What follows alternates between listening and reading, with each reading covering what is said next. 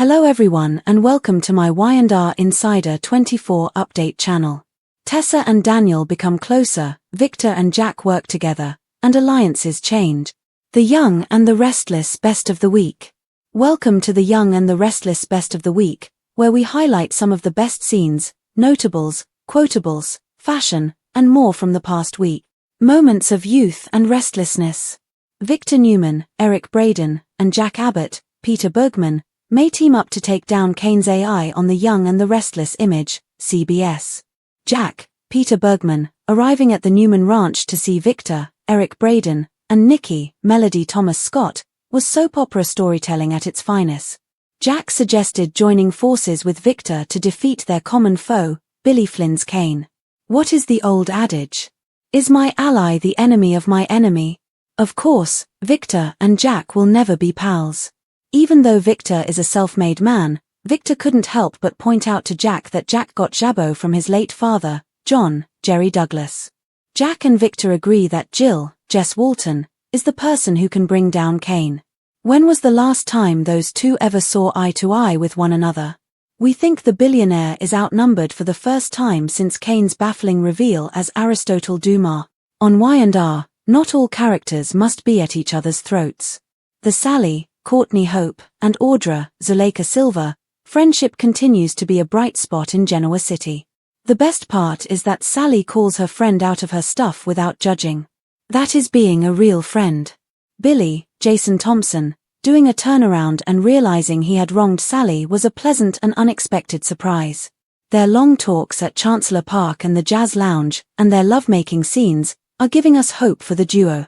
On The Young and the Restless, Lauren, portrayed by Tracy Bregman, and Michael, portrayed by Christian LeBlanc, had a romantic moment at Society.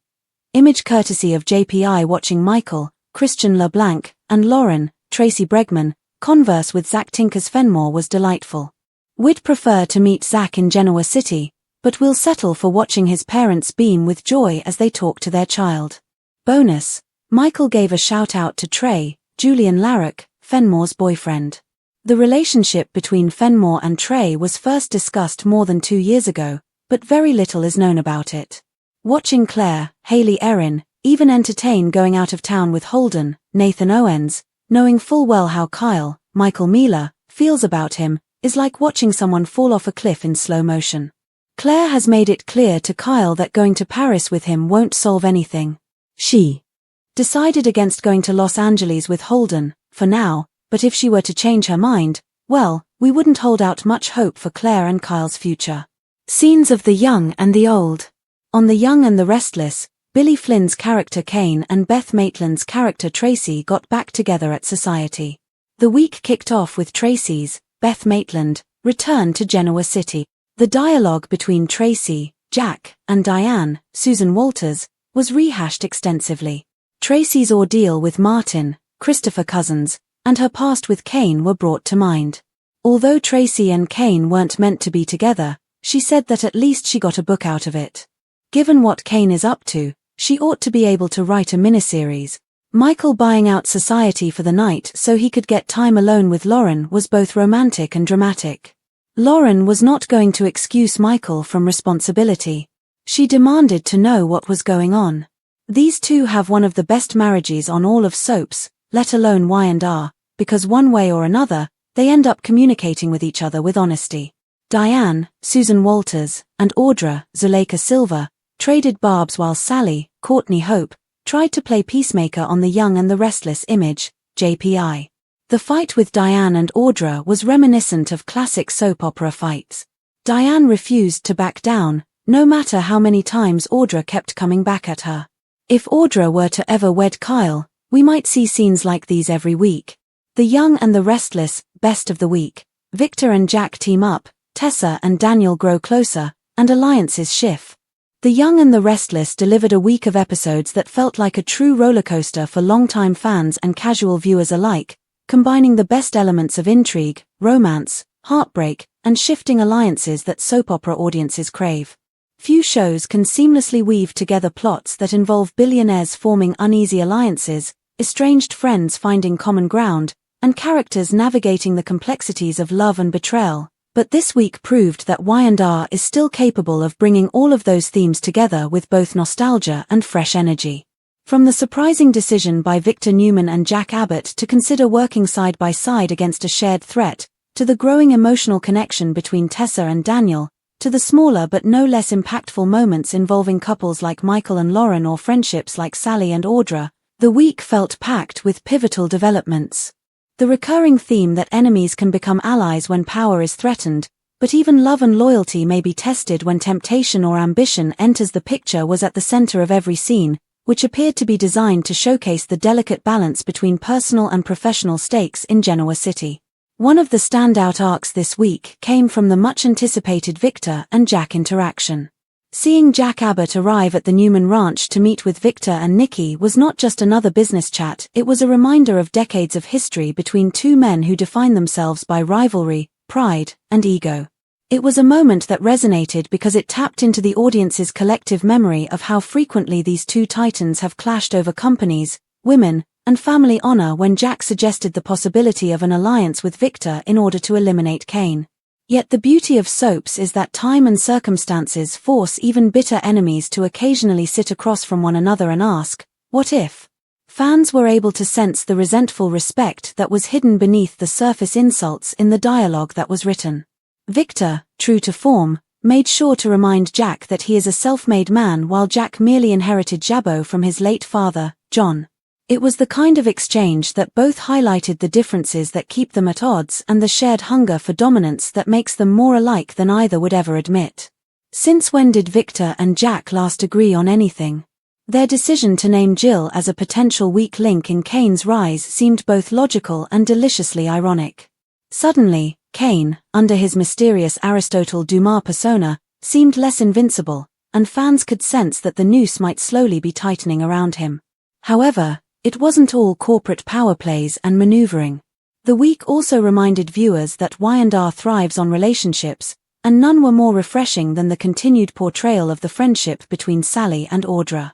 In a world where betrayals, secrets, and half-truths dominate, their bond has remained a bright spot, largely because of its authenticity. Sally has no hesitation in calling Audra out when she is being messy or self-destructive, but she does so without judgment, embodying the true spirit of friendship. Audra, for her part, seems to value Sally's honesty in a way that she often struggles to accept from others, and together the two women are carving out a female dynamic rarely seen in soaps, where friendships between women are often sacrificed for love triangles. This week, their scenes were fun but meaningful, a reminder that allies can be found in Genoa City even when you least expect them. When we talk about twists and turns, Billy Abbott's interactions with Sally this week added an unexpected layer to his character. Billy, long portrayed as impulsive and self-destructive, seemed to undergo a moment of clarity in recognizing the ways he had wronged Sally. Whether they were sitting at the jazz lounge or strolling through Chancellor Park together, their conversations were infused with genuine vulnerability and connection. Even their intimate scenes carried the weight of something more than fleeting passion. They hinted at the possibility of healing and growth. A glimmer of hope that maybe, just maybe, this chapter of Billy's life will be defined less by chaos and more by maturity was provided for a character who has frequently sabotaged himself in relationships. Elsewhere, longtime fan favorites Michael and Lauren reminded audiences why they remain one of soap's most enduring couples.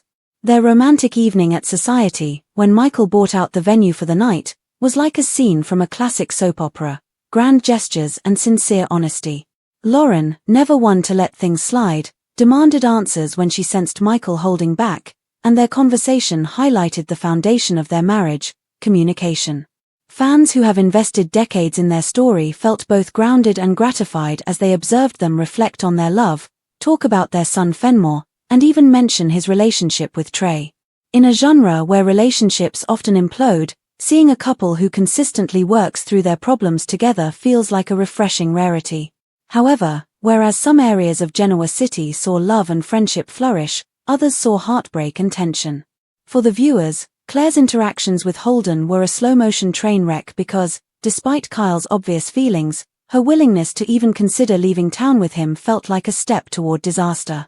Her decision not to join Holden in Los Angeles for now offered only temporary relief, because the mere fact that she entertained the idea raised troubling questions about her commitment to Kyle. These kinds of romantic crossroads are classic Y&R, where one choice can define the future of a couple, and Claire's hesitation suggests that storm clouds may be gathering.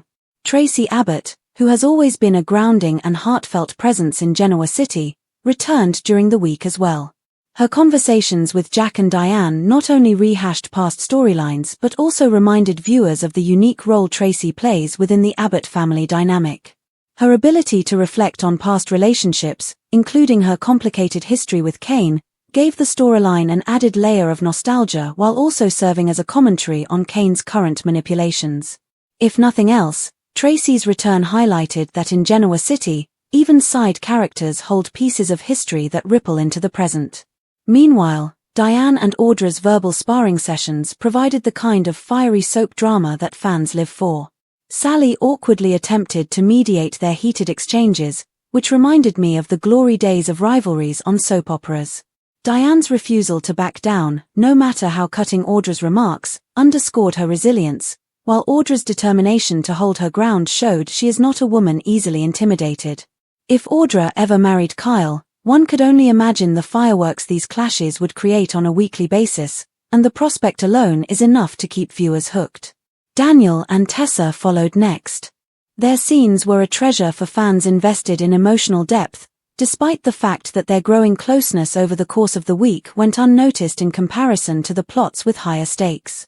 Both characters carry wounds from their pasts, and their quiet moments together allowed those vulnerabilities to surface in a way that felt organic. Whether through casual conversation or subtle gestures, it became increasingly clear that their bond is deepening, raising questions about what this connection might mean for their respective futures. Will they find solace in each other's arms, or will their closeness complicate other relationships in Genoa City? That tension is exactly what makes their story so compelling. In the end, this week of The Young and the Restless was about more than just specific events. It was also about the larger theme of changing personal and professional alliances. Victor and Jack considering an alliance against Kane was mirrored by characters like Sally and Audra strengthening their friendship, Billy and Sally redefining their connection, and even Michael and Lauren reaffirming their commitment. Meanwhile, Claire's wavering loyalty and Tessa and Daniel's growing closeness reminded us that alliances can be fragile, and nothing in Genoa City is ever permanent. This balance between unity and betrayal, stability and temptation, is what keeps the show dynamic after so many decades. The best soaps are the ones that give audiences both the comfort of familiar characters and the thrill of unexpected twists, and Y&R succeeded in delivering both this week. Fans were reminded why they love Victor and Jack's eternal rivalry, why couples like Michael and Lauren continue to endure, and why new friendships and romances can still surprise us. As Kane's influence grows and the town's power players prepare to challenge him, as hearts drift closer together or further apart, one thing is clear: Genoa City remains a place where every choice matters, every word carries weight, and every relationship has the potential to change the game.